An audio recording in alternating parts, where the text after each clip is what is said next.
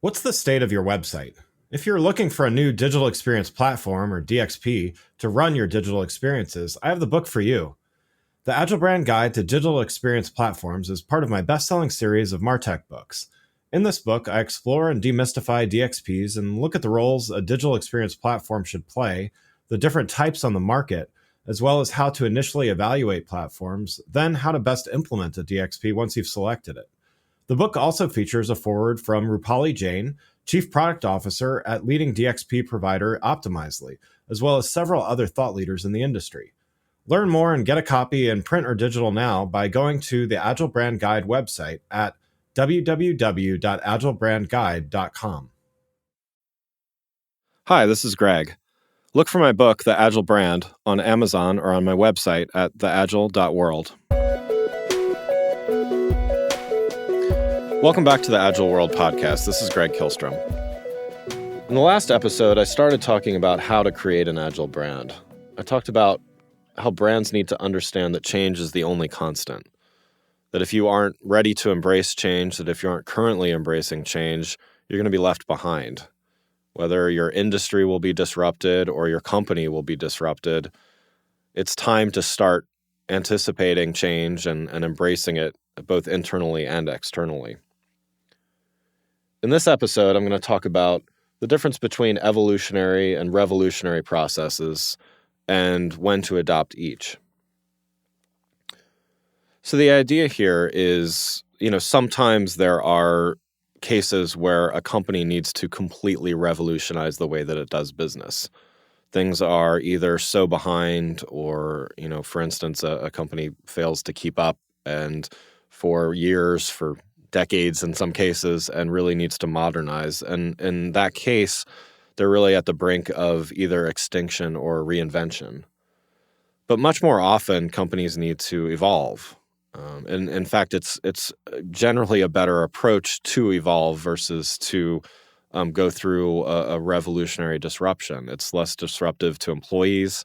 It's less disruptive to customers.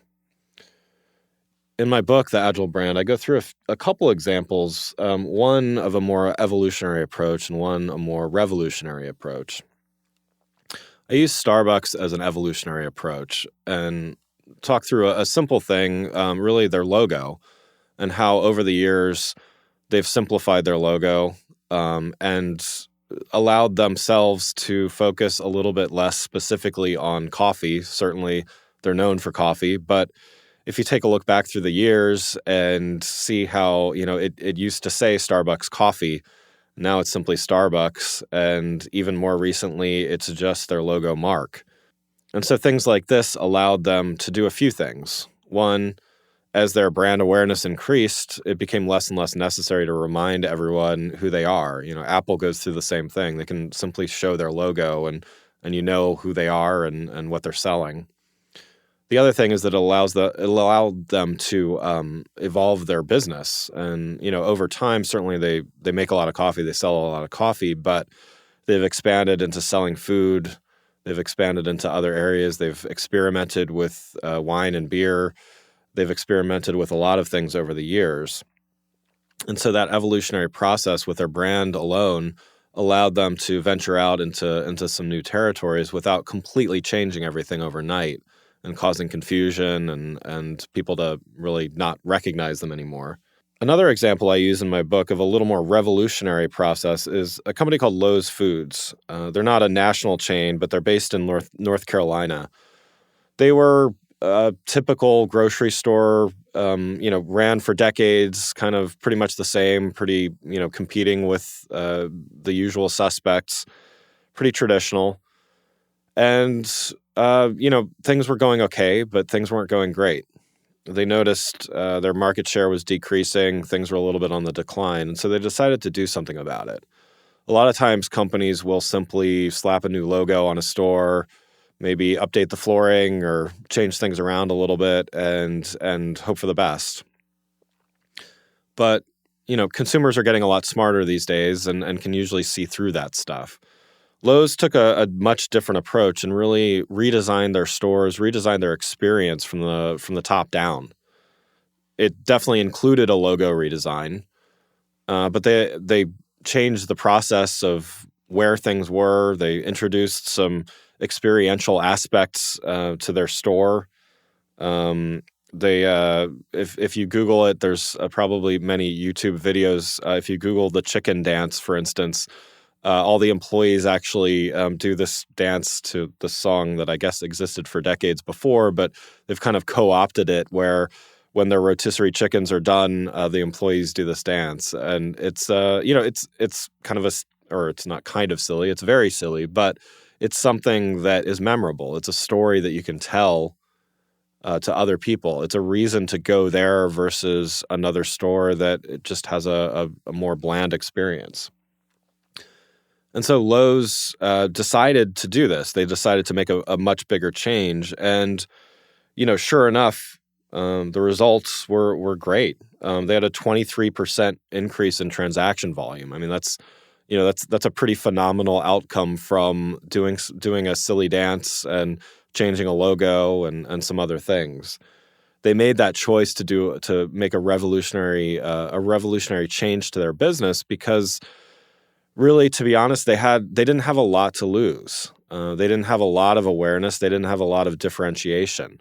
Comparing them to Starbucks, Starbucks had a lot to lose if all of a sudden they completely changed everything. They could alienate their core customers that had known them for years and really had come to rely on them.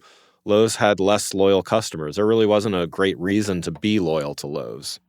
So I think in this way, any brand really needs to understand when these processes are needed, and they need to be prepared for the backlash if something were to go wrong. I think there's several examples of this recently. Anything from the Instagram logo sparking outrage, or the Airbnb logo sparking maybe some snickers or things like that, to probably one of the more well documented rebranding cases of the Gap a few years ago, which went so poorly they rolled things back. It went so poorly that it's rumored it was a PR stunt to begin with.